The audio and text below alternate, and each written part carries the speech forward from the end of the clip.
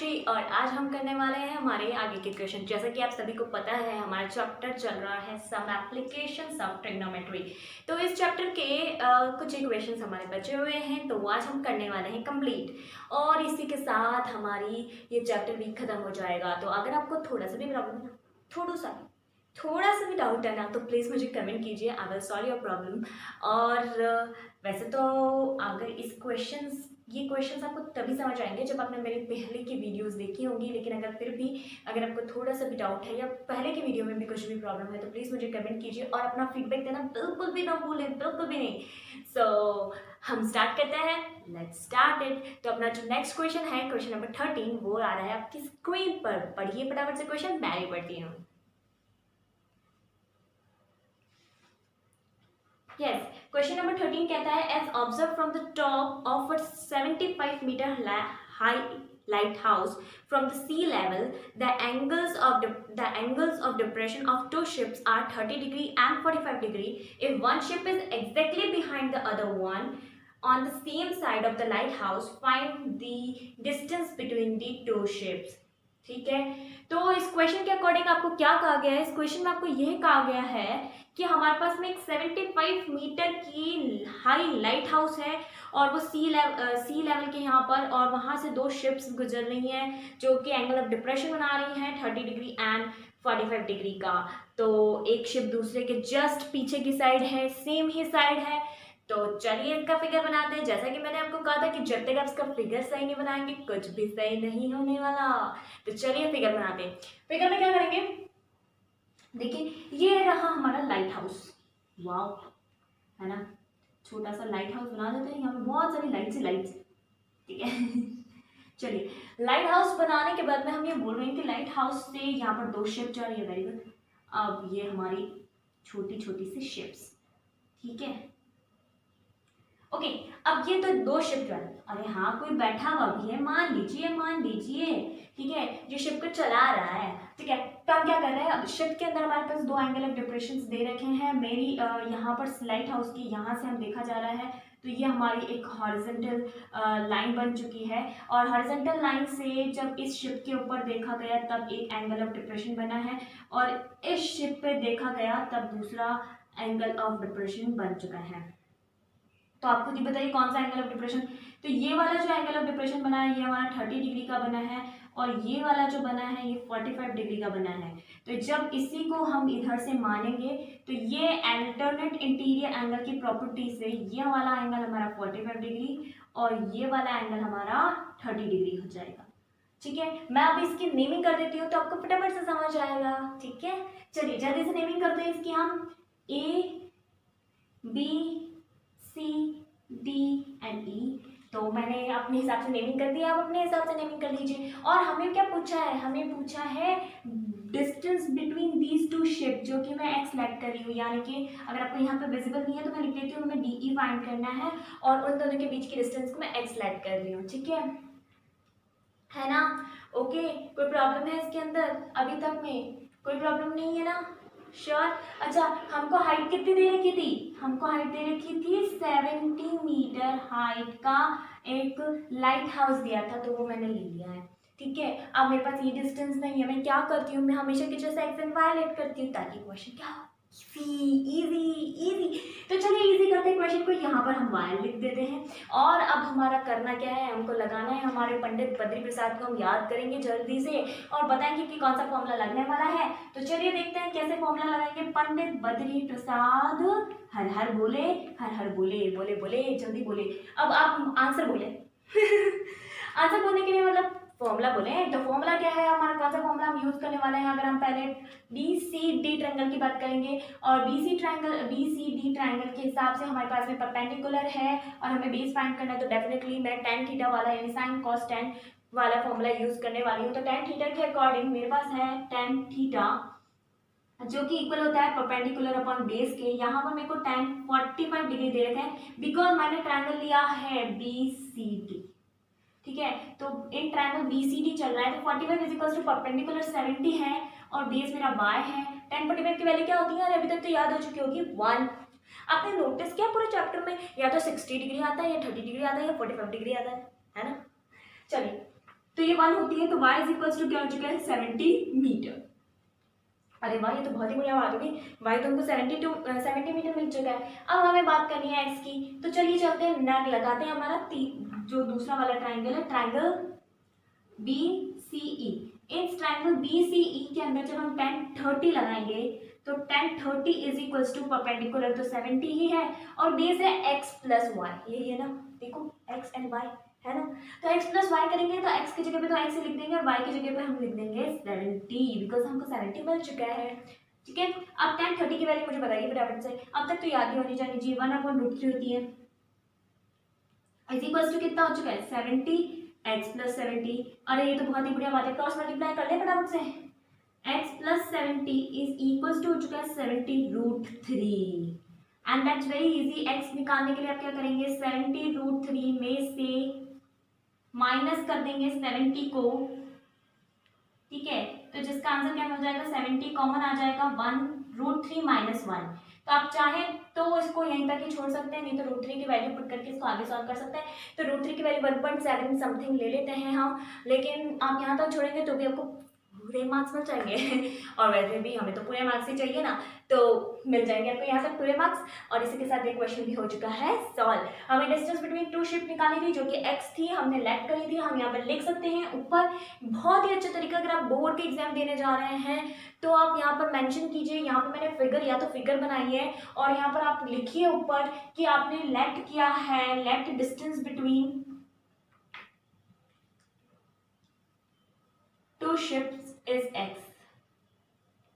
ठीक है, तो मैं ये वैसे मैं लिख रही हूँ, आप फिगर से भी अच्छा फिगर बनाएं, ड्रॉ करें अच्छे से फिगर को और उसके अंदर x एंड y को रिप्रेजेंट कर दीजिए। और ये इस टाइप के क्वेश्चंस में जरूर फिगर बनाइए, जरूर जरूर फिगर बनाइए। ठीक है, आई थिंक आपको समझ में आ गया, लेकिन फिर भी प्रॉब्लम है तो कमेंट कीजिए मुझे। ठीक है, चलिए चलते हैं नेक्स्ट क्वेश्चन की ओर। ये आपकी स्क्रीन पर, आप भी पढ़िए, मैं भी पढ़ती हूँ।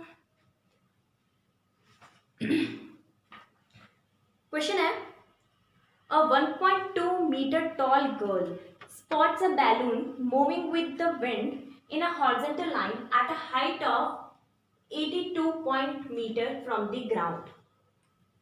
Okay. आगे है, the angle of elevation of the balloon from the eyes of the girl at any instant is 60 degree. After some time, the angle of elevation reduces to 60 degree. Figure आपको क्वेश्चन में given है, find the distance travelled by the balloon during the interval. तो हमें यहाँ पर कुछ अच्छा question पूछा है, हमें डिस्टेंस फाइंड करनी है कि बैलून कितना डिस्टेंस को ट्रैवल कर चुका है, ये हमें फाइंड करना है। ठीक है, तो इसका जो फिगर है वो आपको बुक में ऑलरेडी गिवन है। ठीक है, तो अगर आपको फटाफट से इसका फिगर बनाइए और क्वेश्चन सॉल्व करने की हम कोशिश करेंगे।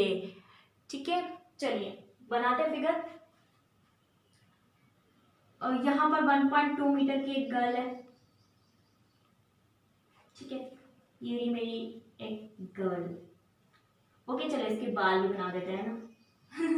ठीक है, ये एक गर्ल है और वो बैलून है, ऊपर 2 बैलून उड़ रहे हैं, ये बैलून, ये दूसरा बैलून। ठीक है, ये जो बैलून है ये यहाँ से, इनकी जो हाइट है बैलून की वो 88.2 मीटर हाइट है इसकी।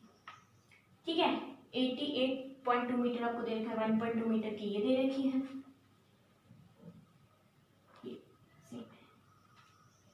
ठीक है, फिर यहाँ पर कुछ एंगल्स ऑफ एलिवेशन दे रखे हैं यहाँ से। ठीक है ना, तो हमें दे रखा है ये बड़ा वाला तो हो चुका है 60 का और ये छोटा वाला हो रखा है 30 डिग्री का। ठीक है, तो बस इस तरीके से आपका ये फिगर बना हुआ है और आपको ये बताना है कि बैलून जो है वो कितनी डिस्टेंस को ट्रैवल करा है, यानी कि ये जो दोनों के बीच की डिस्टेंस है वो होगी। मैं एक काम करती हूँ, एक तरह से डैश डैश करके इस तरीके से एक बना देती हूँ। ठीक है, तो ये मेरी यहाँ तक की जो डिस्टेंस है मैं इसको x लेट कर लेती हूँ और इसके आगे की जो डिस्टेंस है मैं इसको y लेट कर लेती हूँ। और मुझे जो बेसिकली फाइंड करना है कि बैलून कितना मूव हुआ है, यानी मुझे क्या निकालना है, y फाइंड करना है। तो y फाइंड करेंगे, आपको पता ही है x y तो मैं लेती हूँ। क्वेश्चन को इजी करने के लिए। तो चलिए शुरू करते हैं, क्वेश्चन को सॉल्व करेंगे, लेकिन उससे पहले क्या करेंगे, नेमिंग, जल्दी जल्दी करिए।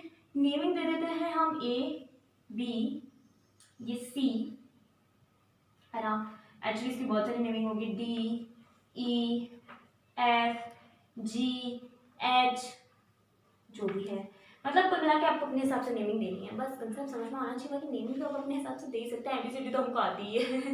चलिए शुरू करते हैं। हम क्या करेंगे अब, अच्छा सबसे पहली चीज़ तो ये है कि हम इसके अंदर tan थीटा और ये यूज़ करने वाले हैं, है ना। ओके, तो कैसे यूज़ करेंगे,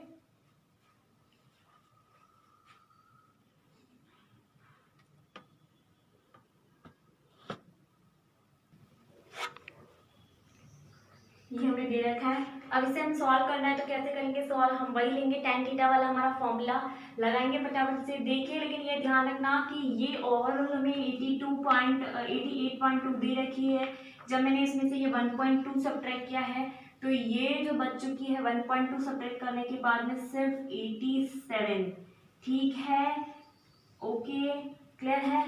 सो इट्स 87, इसको फिगर में बता दिया है मैंने, लेकिन फिर भी अगर आपको बताना है तो आप लिख सकते हैं कि एफ एच जो है बेसिकली हमारी हो चुकी है E H minus F E, जो कि है 88.2 माइनस 1.2, दैट मीन्स 87 मीटर, ठीक है। अब मैं इन ट्रायंगल बात करने वाली हूँ, मैं इन ट्रायंगल छोटा बड़ा वाला या कोई भी एक ट्रायंगल ले सकती हूँ, तो मैं ट्रायंगल ले रही हूँ इन ट्रायंगल ABG, मैं लूंगी tan 60 degree is equals to perpendicular 87, और उसके लिए बेस हो गया x, बिकॉज ये दोनों पैरेलल हैं, ठीक है, तो ये x ही होगी। अगर ये x है तो ये कितनी हो जाएगी, ये भी x हो जाएगी, ये y है तो ये कितनी हो जाएगी, ये भी y हो जाएगी, है ना, ठीक है, रेक्टेंगल बन रहा है वहां पे इसलिए।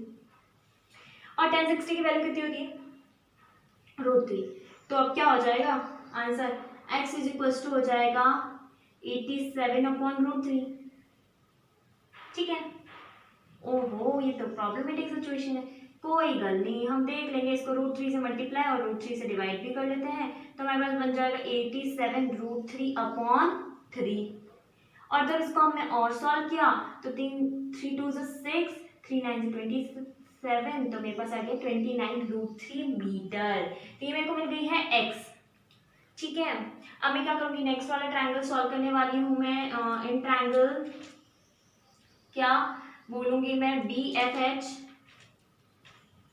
BFH, ओके, BFH के अंदर हम यूज कर रहे हैं tan 30 degree and that perpendicular is 87 and base क्या हो गया x प्लस वाई, तो x तो कितना है हमारा 29√3 और प्लस y है, ठीक है, y तो हमें फाइंड करना है ना। तो चलिए करते क्रॉस मल्टीप्लाई, लेकिन उससे पहले आपको पता होना चाहिए कि tan 30 की रूट वैल्यू क्या होती है, वो होती है 1/√3, ये लो भाई,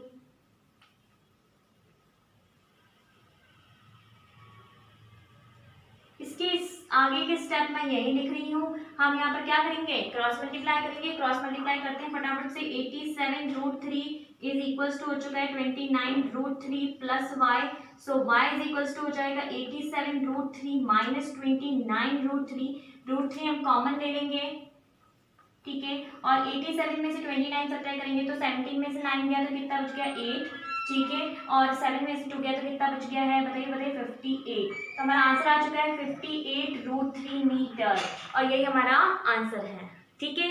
चलिए पढ़िए नेक्स्ट क्वेश्चन, मैं भी पढ़ती हूँ।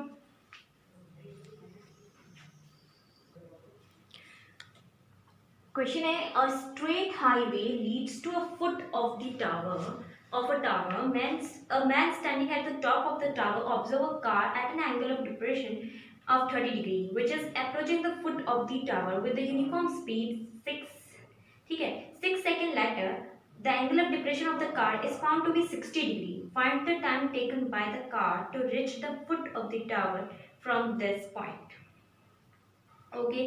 एक टावर है इस क्वेश्चन में, और इस टावर के ऊपर एक आदमी खड़ा हुआ है, कार को देख रहा है, उससे एंगल ऑफ डिप्रेशन 30 डिग्री का बन रहा है, पर धीरे 6 सेकंड के बाद में वो 60 डिग्री का बन चुका है, और आपको टाइम बताना है कि वो 60 डिग्री के पहुंच चुका है, मतलब जहां पर 60 डिग्री का एंगल बन रहा है वहां से टावर के जो फुट है वहां पर पहुंचने में उसको कितना टाइम लगेगा। तो चलिए जल्दी से फिगर बनाते हैं।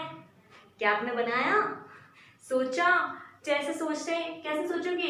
देखो जल्दी से बताइए कि अब तक आपको फिगर बनाना आ जाना चाहिए। टावर है, हम हमारा थोड़ा सा स्पेशल वाला टावर बनाते हैं, ठीक है? ये रहा टावर, है ना? ठीक है, इस टावर के ऊपर एक आदमी खड़ा हुआ है। अब क्या हुआ, टावर के यहाँ पर एक कार है, ये रही कार, इधर एक कार है, ठीक है ना? फिर एक कार इधर भी है, ये दूर करेंगे, चलेगी ना? इधर ही चला लेते हैं, ये कार इधर की है। तो जब ये कार यहाँ पर थी, ठीक है, तो इस वक्त पर जो इसका एंगल ऑफ डिप्रेशन पड़ रहा था 30 डिग्री का, ठीक है? फिर जब कार यहाँ पर आई तो ये एंगल ऑफ डिप्रेशन हो चुका है कितने का, 60 डिग्री का, ठीक है? इसी के अकॉर्डिंग हम यहाँ पे भी बना देंगे, ये 30 डिग्री हो चुका है और ये 60 डिग्री हो चुका है। और अभी यहाँ से यहाँ तक जो डिस्टेंस ट्रेवल करी उसमें इनको 6 सेकेंड लगे हैं, ठीक है? तो आपको ये वाली इसमें कितना टाइम लग रहा है, आपको ये टाइम करना है। ये डिस्टेंस नहीं दे रखी है, ये टाइम दे रखा है ना कि यहाँ से यहाँ तक मूव करने में इनको कितना टाइम लगा, 6 सेकेंड मिले हैं आपको। यहाँ से यहाँ तक मूव करने में इसको कितना टाइम लगेगा, ये आपको पूछा गया है, ठीक है? अच्छा, एक बात मैं आपको बताना चाहूंगी, यहाँ पे जो टावर है ना वो स्ट्रेट ही माना जाता है। मैं टावर को ऐसे ड्राइंग के हिसाब से बनाती हूँ। आप चाहो तो एग्जाम्पल में, मतलब क्वेश्चन में स्ट्रेट एक लाइन भी खींच सकते हैं, और ये जो लाइन है यहाँ तक मानी जाएगी बिकॉज स्ट्रेट लाइन है ना, तो यहाँ पर भी आप इसको यहाँ तक मानिए। ओके, चलिए अब हम बात करते हैं कि हम क्वेश्चन को सॉल्व करने वाले हैं, लेकिन उससे पहले नेमिंग, अरे नेमिंग, चलिए चलिए जल्दी से नेमिंग करते हैं। A B C D E E, तो इस तरीके से हमने नेमिंग कर दी है। अब हम इस क्वेश्चन को फटाफट से सॉल्व करते हैं। एक्चुअली क्या है ना, यहाँ पे प्रॉब्लम हमारे पास क्या है, इस क्वेश्चन के अकॉर्डिंग आपको यहाँ पर किसी की भी कोई भी मेजरमेंट नहीं गिवन है, तो ये तो हमारे लिए बहुत बड़ी मुसीबत वाली बात है ना? लेकिन फिर भी हम सॉल्व करेंगे क्योंकि ये क्वेश्चन पहला ही ऐसा क्वेश्चन है जिसके अंदर आपको सिर्फ 2 एंगल्स दे रखे हैं, इसके अलावा आपको क्या पे कुछ भी नहीं दे रखा है, टाइम दे रखा है 6 सेकेंड बस, दैट्स इट। तो अब कैसे करेंगे, चलिए करते हैं क्वेश्चन को सॉल्व करने का तरीका। मैं अपना वही तरीका अपनाऊंगी, मैं ले लूंगी अपने अपने नए नए वेरिएबल्स। देखिए मैं इस डिस्टेंस को ले रही हूँ, एक्स डिस्टेंस। प्लीज मैं आपको वापस कह रही हूँ, अगर आप यहाँ से इस टाइम से कंफ्यूज हो रहे हैं तो आप इसको यहाँ से हटा दीजिए। मैंने सिर्फ टाइम शो करने के लिए बोला है, और ये हमें यहाँ से यहाँ तक ट्रैवल करने के लिए कितना टाइम लग रहा है ये हमारा क्वेश्चन है, इसको सिर्फ दिखाने के लिए मैंने यहाँ लिखा है। ये डिस्टेंस नहीं है, मैं वापस से कह रही हूँ आपको। अगर आपको कंफ्यूजन होता है तो आप इसको यहाँ से रिमूव कर लीजिए। ये यहाँ की डिस्टेंस x है, यहाँ से यहाँ तक की डिस्टेंस y है, और इसकी हाइट मैं z ले लेती हूँ, ठीक है? हो गया, चलिए करते हैं tan थीटा के साथ में हमारा क्वेश्चन। सबसे पहले मैं ले रही हूँ ट्राइंगल BDE, ठीक है? इन ट्राइंगल BDE क्या दे रखा है, tan 60 दे रखा है। tan 60 में परपेंडिकुलर z है और बेस कितना है, y, ठीक है? ओके डन, ठीक है? चलिए बहुत ही बढ़िया बात है। कुछ रिलेशंस निकालेंगे इस क्वेश्चन में। 60 की वैल्यू कितनी होती है, √3, तो √3y is equals to z हो जाएगा। ओके डन, कोई दिक्कत नहीं है ना? चलिए नेक्स्ट ट्राइंगल की बात करते हैं। इन ट्राइंगल हम बात करते हैं कि इसमें BCE में क्या होगा। देखिए tan 30 जो दे रखी है आपको वो इक्वल्स टू दे रखी है, tan 30 किसके इक्वल हो जाएगी, परपेंडिकुलर तो z ही हो गया, और बेस हो गया है x प्लस y। ओके, सो यहाँ पे x प्लस वाई हो गया है। मैं z को भी अपने इसी टर्म में ले आऊंगी, किस टर्म में, देखिए √3y में लिख दूंगी, तो ये मेरा जो टर्म है कुछ इस तरीके से हो जाएगी, √3y upon x plus y. अच्छा tan 30 की वैल्यू कितनी होती है, 1 अपॉन √3 इज इक्वल्स टू हो चुका है √3y, ठीक है, अपॉन x प्लस वाई। जब इनको क्रॉस मल्टीप्लाई करेंगे तो आप देखिए x plus y is equals to 3y हो जाएगा, so x is equals to 3y minus y, that means 2y हो जाएगा, ठीक है? सो बेसिकली मैं आपको क्या कहना चाह रही हूँ कि जितना टाइम ट्रैवल करने में, x डिस्टेंस ट्रैवल करने में 6 सेकेंड लग रहे हैं, x जो डिस्टेंस है वो किसके है, वो y डिस्टेंस की डबल है। मतलब आप मेरी बात समझ रहे हैं? देखिए मेरे कहने का मतलब ये है कि अगर मेरे को 100 मीटर चलना है, ठीक है, मुझे 100 मीटर चलना है और उसके अंदर मुझे सिर्फ 2 मतलब ये मान लो 2 नहीं 100 मीटर मुझे चलना है, ठीक है, 100 मीटर चलना है और मुझे 10 मिनट लग रहे हैं, मैं बहुत धीरे धीरे चल रही हूँ, ठीक है। तो जो भी मान लो आप अपनी स्पीड के अकॉर्डिंग, चाहे तो मैं फास्ट चल रही हूँ चाहे मैं स्लो में चल रही हूँ। तो मान लीजिए मैं ये बोल रही हूँ कि हमारे 100 मीटर डिस्टेंस को ट्रैवल करने में मैं 10 मिनट ले रही हूँ, तो आप मुझे ये बताइए कि 50 मीटर डिस्टेंस को ट्रैवल करने के लिए मैं कितना टाइम लूँगी। यस, 100 में, ये तो बहुत ही बेसिक सा क्वेश्चन है ना। 100 में अगर मैं 10 मिनट ले रही हूँ तो 50 में मैं तो आधे मिनट लूँगी, नहीं 5 मिनट ही लूँगी। तो बस यहीं पर भी यही चीज़ हो रही है। एक्स डिस्टेंस को ट्रैवल करने में 6 सेकेंड लग रहा है, तो 2y डिस्टेंस को ट्रैवल करने में यानी x/2 डिस्टेंस को ट्रैवल करने में कितना टाइम लगेगा। तो मेरे को कितनी डिस्टेंस ट्रैवल करवानी है, y डिस्टेंस ट्रैवल करवानी है। तो इसके हिसाब से y = क्या हो चुका है, x/2। बस सिंपल सी बात है, मैं ये आपको ये कहना चाह रही थी। अब मैं इसके अंदर वो यूनिटरी मेथड लगाऊंगी। पढ़ाया ना अपन ने, इतने रुपए में 3 चॉकलेट मिलती है तो इतने रुपए में कितनी मिलेगी बस वैसा ही कुछ। तो time taken to travel x distance, ठीक है, x डिस्टेंस को ट्रेवल करने के लिए कितना टाइम लगता है, 6 सेकेंड, ठीक है। तो मैं सेम चीज लिख रही हूँ, टाइम टेकन टू ट्रेवल, ठीक है, 1 metre distance is equals to क्या हो जाएगा, 6/x, and then time taken to travel कितना, x/2 डिस्टेंस, तो ये कितना हो गया, 6/x into x/2। So basically 3 seconds जो है हमको लगने वाले हैं इस कार को यहाँ से, इस पोजीशन से बी पोजीशन से ई पोजीशन में जाने के लिए। और यही हमारे क्वेश्चन का सोल्यूशन है।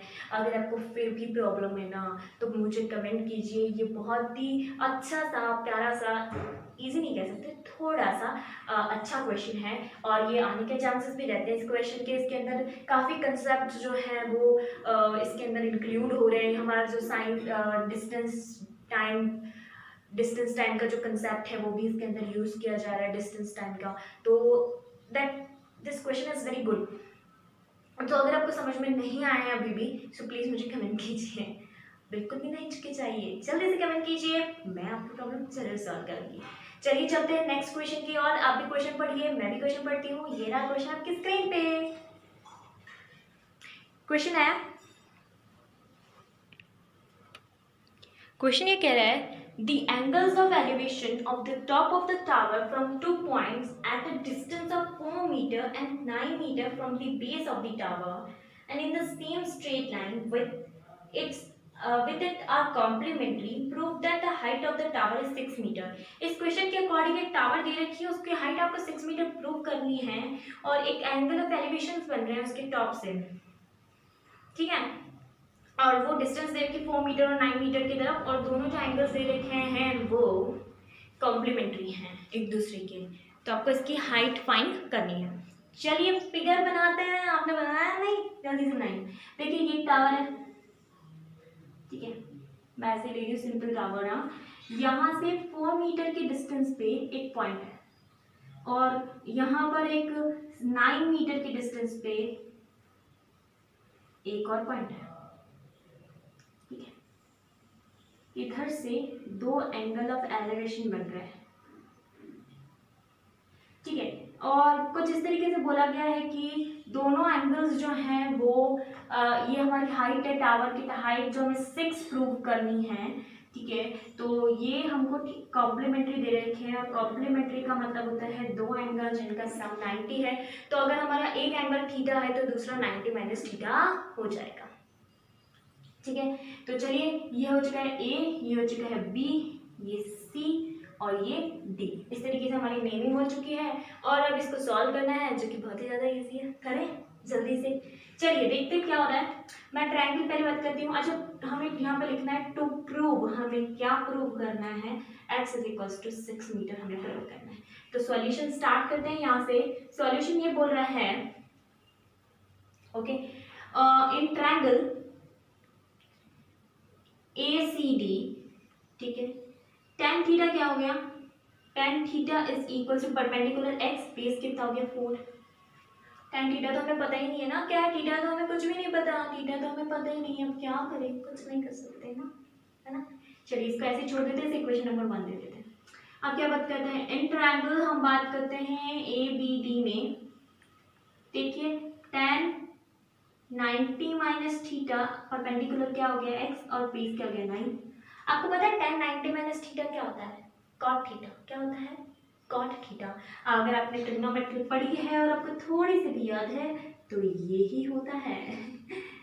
ठीक है, चलिए अब यहाँ पे क्या करने वाले हैं हम, हमारे पास tan थीटा और cot थीटा, आपको पता है tan थीटा और cot थीटा एक दूसरे के रेसिप्रोकल होते हैं, डू यू नो दैट? ठीक है, तो मैं एक काम कर सकती हूँ, दो तरीके से आप कर सकते हैं। चाहे तो आप सब्सटीट्यूशन टेक्निक को यूज करके 1/cot थीटा की जगह आप 1/tan थीटा लिख सकते हैं और tan थीटा की वैल्यू पुट कर सकते हैं। ठीक है, तो चाहे आप ये कर लीजिए, चाहे आप इक्वेशन 1 और इक्वेशन 2 को मल्टीप्लाई कर लीजिए, लेकिन आपको ये दिमाग में नहीं आएगा ना कि भाई इक्वेशन 1 और इक्वेशन 2 को मल्टीप्लाई क्यों करें हम, आपको सब्सटीट्यूशन ही अच्छा लगेगा तो सब्सटीट्यूशन मैं कर देती हूँ। ठीक है, तो मैं क्या कर देती हूँ यहाँ पे 1/tan लिख देती हूँ x/9। ठीक है, अब मैं tan थीटा की जगह क्या पुट करूंगी, x/4, तो 4 ऊपर आ जाएगा, x नीचे आ जाएगा। ठीक है, तो मैं इसको इधर की साइड सॉल्व कर रही हूँ, है ना। तो ये tan थीटा का उल्टा हो जाएगा, तो यहाँ पे हो चुका है 4/x is equals to x/9। ठीक है, जब आप इसको सॉल्व करेंगे तो क्या हो जाएगा, x² इज इक्वल्स टू कितना हो चुका है 36, और इसका मतलब x कितना हो चुका है 6। डेफिनेटली हाइट, आपको पता है स्क्वायर सॉल्व करके तो हम एक +6 और -6 लेते हैं, लेकिन हम हाइट को -6 तो नहीं ले सकते, टावर की हाइट नेगेटिव में तो नहीं होगी, है ना। सही बोल रही हूँ ना या गलत बोल रही हूँ, जल्दी बताइए। तो हाइट जो है टावर की वो तो +6 ही होगी। यहाँ पर हमारा जो आंसर आ चुका है वो 6 मीटर आ चुका है। यूनिट लगाना बिल्कुल नहीं भूलेंगे, बिकॉज हमारे 10th बोर्ड में छोटी छोटी चीज़ों के भी मार्क्स कट जाते हैं, है ना। तो चलिए ये क्वेश्चन भी सॉल्व हो चुका है, ये भी एक बहुत ही अच्छा क्वेश्चन है इस एक्सरसाइज का, और यूँ कह सकते हैं इस चैप्टर का, और इसी के साथ हमारा चैप्टर भी खत्म होने वाला है, मतलब खत्म हो ही गया है बेसिकली। तो अगर आपको मेरी वीडियोस अच्छी लग रही है तो प्लीज़ लाइक कीजिए, और अगर थोड़ा सा भी डाउट है ना तो प्लीज़ कमेंट करके पूछ लीजिए, और अपना फीडबैक भी ज़रूर दीजिए कमेंट के जरिए। और मैं एक और चीज़ कहना चाहूँगी, अगर थोड़ी सी पसंद आ रही है ना अपने दोस्तों के साथ में शेयर कीजिए, और अभी तक सब्सक्राइब नहीं किया है तो कर लीजिए। चलिए bye bye, have a good day.